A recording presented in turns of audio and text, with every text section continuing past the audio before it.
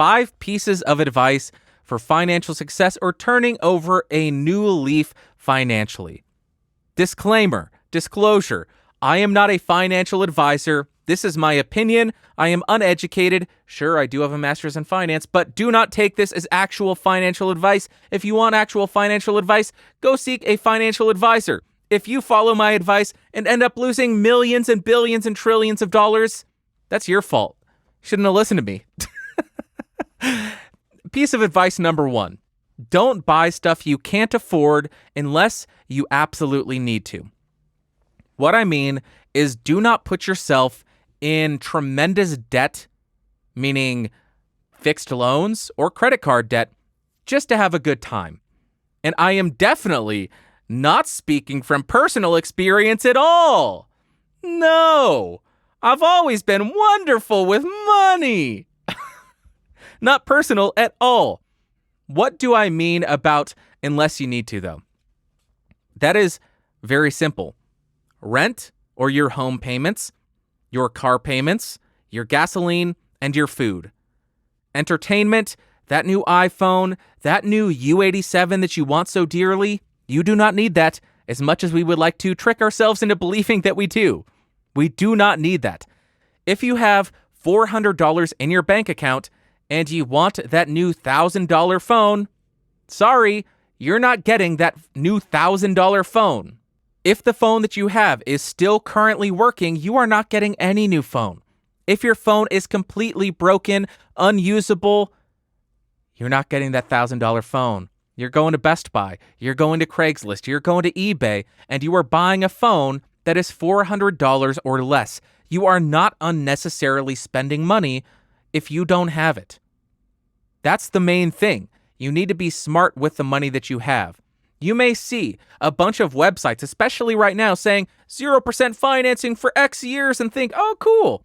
I don't have $5,000 right now, but I'm not paying any interest.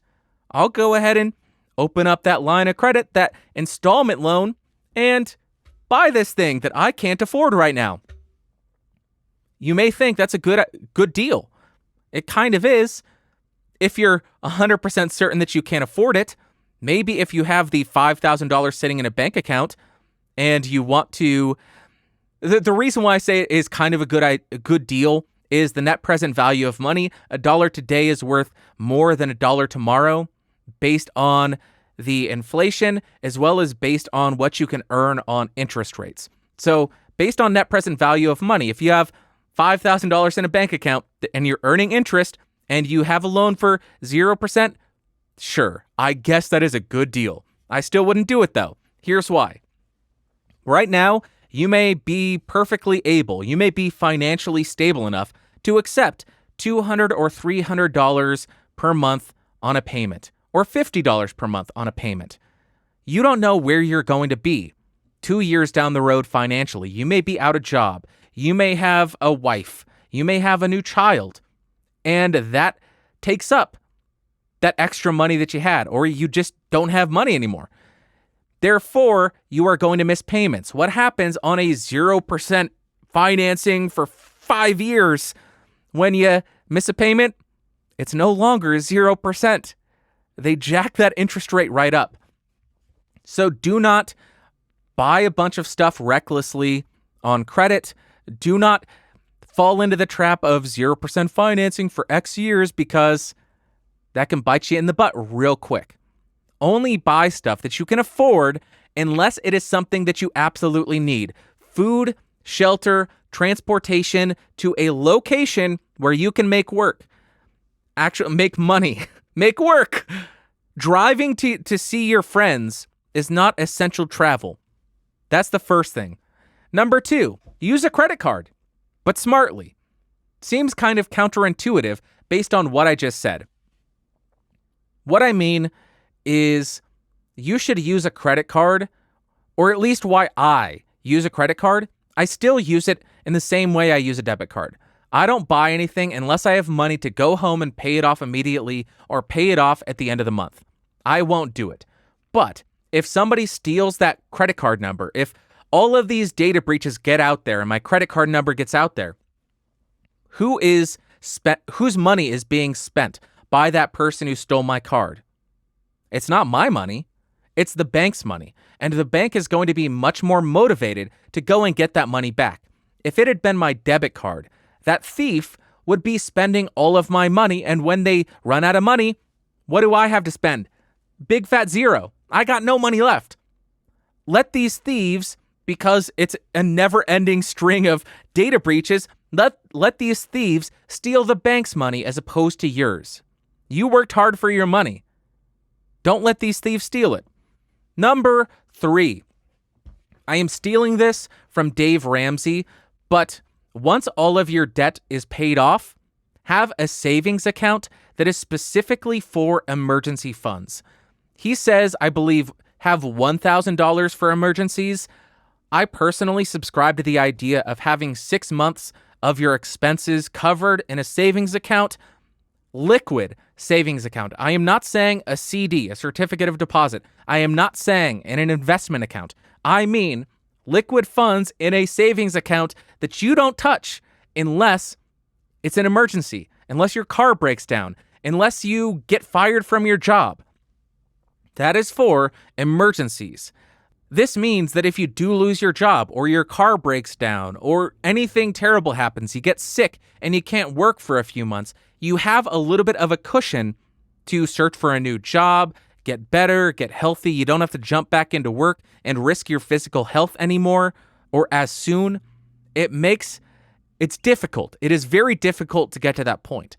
I also like the idea here of every check that you get, put 10% into savings, right into the savings account, done. Don't think about it. Have it at a different bank if you can. Have it at a different bank that you don't carry a debit card or checks or anything to. That's an easy way to do it. You can't access the money. You got to go walk down to the bank to get it. You're going to be much less likely to spend it. Number 4, don't go out to drink. This may be a dumb thing. Maybe you don't drink. I don't know. This is something that I definitely didn't learn on my own. No, not from personal experience at all. Again, this is a mistake I made a lot when I was in college and when I drank. I no longer drink because it's a waste of money and it's a waste of my time, in my opinion. I'm sure I'm boring now. I'm boring. Oh, Bander's not drunk anymore. Cool.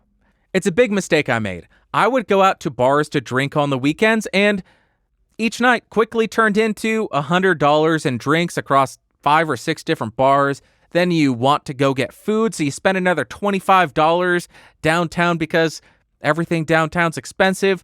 Now you're out $125 just for one night. That's crazy. That's a crazy amount of money.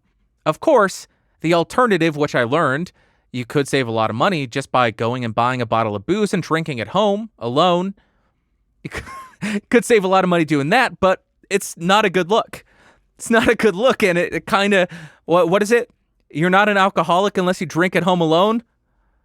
Well, it's fiscally responsible, but that's why I quit drinking. I was being too fiscally responsible. So don't go out and drink. Now I'm remembering why I stopped drinking, because drinking home alone or spending hundreds of dollars at a bar, that's dumb. Number 5. Really, we're on number 5 already.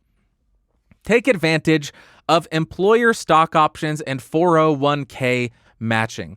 If your employer has contribution matching, 5%, 10%, whatever, deposit at least that much. That way they will match it. If they match up to 10%, deposit 10% of your check every time to the 401k. Otherwise, you're foregoing that same amount of money. If you're depositing $50 every month and they match up to $50 and you don't do it, you're losing $50 every month. Why would you do that? Second, if they have stock options, again, take advantage of them. That's kind of free money. You get the stocks at a discount, and now you have a stake in the company that you're working at.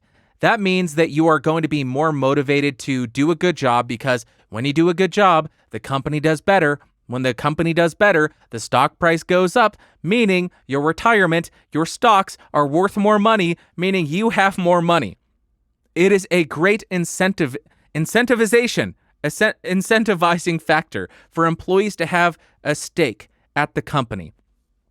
And you're buying them at a discount. I mean, how can you not do that?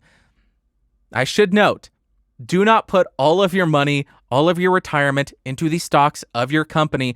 Make it a very small portion, because we all know what happened with Enron. Enron went bankrupt. They went belly up because they were breaking a bunch of laws and doing crap that was illegal. There were a lot of people who thought, oh my God, Enron is doing so good. I'm going to put my entire retirement account in Enron stock. I think Enron might have motivated people to do that. What happens when the company you work for goes out of business and your entire retirement is in that company? Now you don't have any income and your retirement account is a big fat zero. Be smart with your investments. On that note, I guess 6, diversify your investments. Have some bonds, have stocks, maybe have some physical commodities as well. I would be very reluctant to do any kind of day trading to try to make money. Do you want to know why? I wasn't planning on talking about this. I see people, I'm a day trader. I'm making so much money day trading. I'm doing options. I'm doing all this speculative trading. You are fighting against people who have computers that can trade in a millisecond. You are going against traders who, their entire day, they spend analyzing a single company. You do not have the same amount of time, unless you're doing it full time, to compete with that.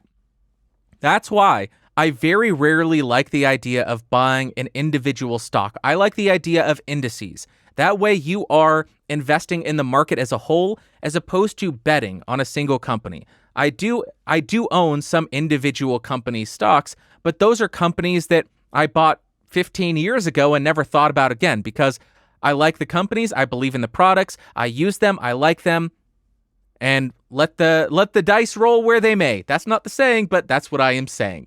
So that is my advice. I kind of want to do more of these. I want to come up with some more finance suggestions, and maybe I'll do an entire episode. Maybe I'm not a full-time content creator, so it makes it hard for me to do content creator finance tips. What are my tips again? Just to reiterate, don't buy stuff you can't afford unless you absolutely need to, meaning shelter, transportation, or food. Use a credit card, but smartly. See idea number 1 or tip number 1. Don't use the credit card unless you have money to pay it off at the end of the month. Number 3 is, once you've paid off all of your debt, set aside a bit of money as a safety net, $1,000, or if you want to abide by Dave Ramsey's rule, or if you want to abide by my less conservative or maybe more conservative approach, have 6 months of expenses in a savings account in liquid assets. Number 4, don't go out to drink. This could be applied to anything. Don't go out and spend money when you don't have to, for food, for drinks, for movies, for anything. Because when you go out, you're paying a huge premium. You can make pasta at home for $1.50 or $2. You don't have to go down to the Macaroni Grill. Do they serve pasta? I don't know. I've never been. And pay $20 for a bowl of pasta. You don't got to do that. Make it at home instead. If you don't want, I was going to say just drink at home alone instead. I don't recommend that either. Maybe just don't drink. Drinking is stupid. It's stupid expensive. It's a waste of time. It's a waste of money. That's my personal opinion. I won't judge you if you do drink. More power to you. Do you. Number 5, take advantage of employer stock options and 401k matching, and diversify your income. Not income, your investments. Chaz, thank you so much for the voice submission and the questions. I loved answering that and thinking about it and coming up with some tips for you. Let me know if you got any questions about any of these. If you want to talk more about them, I'm happy to. I love this stuff. Super interesting to me.